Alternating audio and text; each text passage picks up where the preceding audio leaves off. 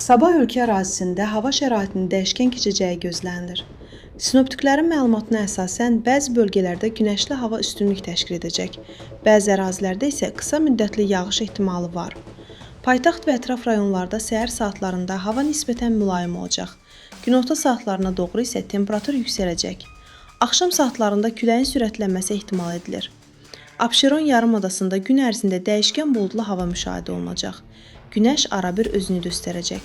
Bəzi ərazilərdə zəif yağış ehtimalı olsa da, ümumi hava şəraiti əsasən əlverişli hesab olunur.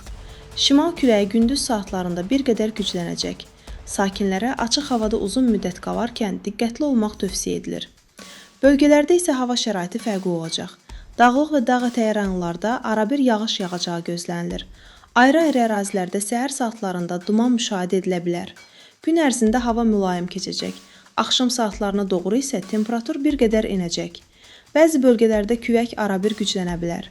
Qərb rayonlarında günəşli hava üstünlük təşkil etsə də, axşam saatlarında buludluluğun artacağı ehtimal edilir.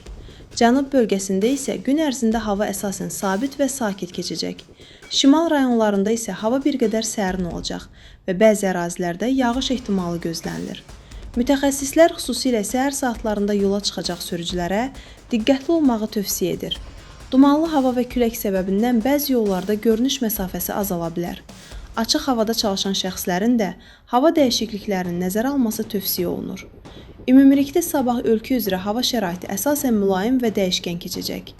Gün ərzində bəzi bölgələrdə qısa müddətli yağış müşahidə olunsa da, ciddi təhlükəli hava hadisəsi gözlənilmir. Hava ilə bağlı ən son məlumatları izləmək tövsiyə olunur.